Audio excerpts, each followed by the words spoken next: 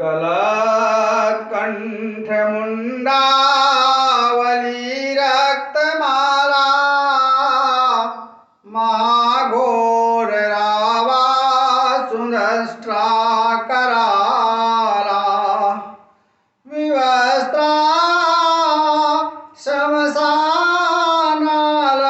मुक्त केसी महाकाल कामा कुला कालिके। लोक काली मैया की जय।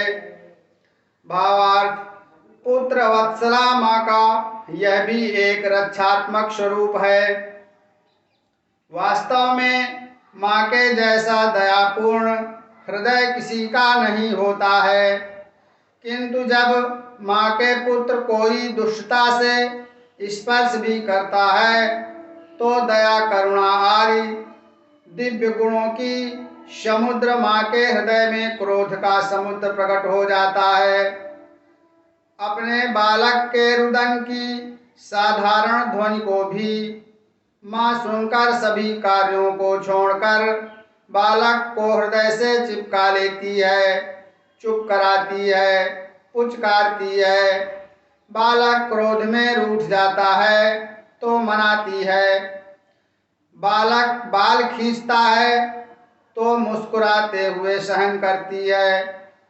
जिस बालक के लिए भगवती अपने सामर्थ्य को भुलाकर बालक के साथ खेलती इठलाती हैं, बालक के हंसने पर हंसती हैं, वह जगत जननी भला अपने भक्तों की पुत्रों की चीख पुकार कैसे सुन सकती हैं?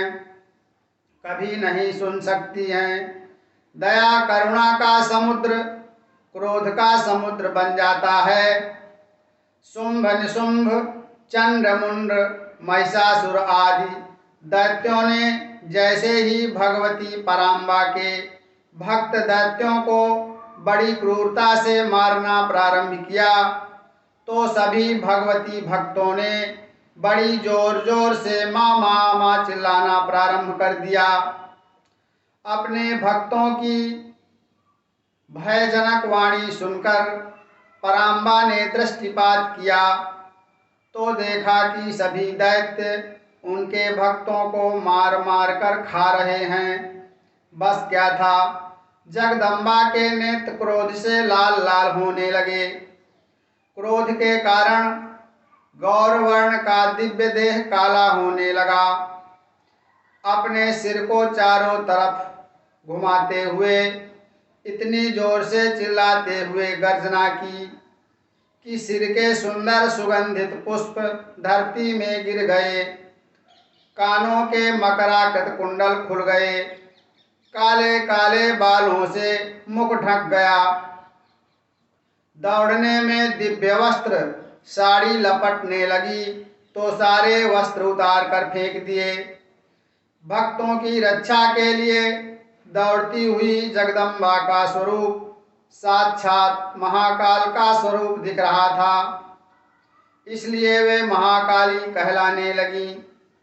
ऐसा लगने लगा कि मानो आज सारा संसार शमशान बन जाएगा। चार हाथों में तीक्ष्ण तलवार लिए हुए इतनी तीव्र गति से दौड़ती जा रही थी कि दैत्यों को दिखाई नहीं दे रहा था कि यह कौन आ रहा है। पुत्रों की चीख ने माँ को विवेकहीन कर दिया था। दैत्यों को लड़ने का अवसर ही नहीं मिल रहा था।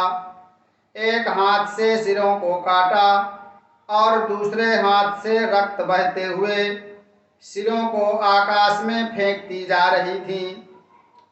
दैत्यों के कटे हुए सिरों का रक्त माँ महाकाली के सिर के बालों में गिरता जा रहा था तथा कटे हुए सिर बालों में ही फंसते जा रहे थे, इसलिए मुंडों की माला बन गई। दैत्यों के रक्त से नहाती जाती महाकाली ने एक क्षण में दैत्यों के सिर रहित धड़ों से धरती को भर दिया, युद्ध स्थल को शमशान बना दिया।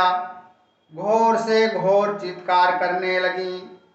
दैत्यों के धड़ों के ऊपर बैठकर ऐसी गर्जना कर रही थीं कि ऐसा लग रहा था कि अब सारे संसार के दुष्टों का रक्तपान करके ही शांत होंगी। न कोई दैत्य बचेगा और न ही कोई देवता बचेगा। अपराधी निरपराधी आज सभी मारे जाएंगे। करुणामयी दयामयी पुत्र वत्सला माँ, दुर्गा के भक्तों को कोई दैत्य थोड़ा भी दुख देता है तो माँ का यह भयानक स्वरूप दुष्टों का विनाश ही करता है। हे माँ, आप अपने भक्तों के लिए तो ऐसे ही भयानक स्वरूप में भी मातृत्व भाव से पूर्ण दिखाई देती हैं। आपका यह भयानक महाकाली का स्वरूप दैत्यों के लिए भी भयानक है, लेकिन आपके भक्त तो रक्त से सनी हुई छाती में चिपककर आपके स्तनों से निकलते हुए अमृत दुग्ध का पान करते हैं। माँ का कितना भी भयानक स्वरूप क्यों न हो, लेकिन पुत्र तो माँ को माँ के रूप में ही देखते हैं, उन्हें भय नहीं लगता। अब जब माँ ही शमशान में निवास करने लगी हैं तो बालक भक्त भी शमशान में ही निवास कर रहे हैं। अब महाकाली तथा महाकाली जगदम्बा के भक्त पुत्र शमशान में ही निर्भय होकर विचरण करते हैं तथा निवास करते हैं। बोलो काली मैया की जय।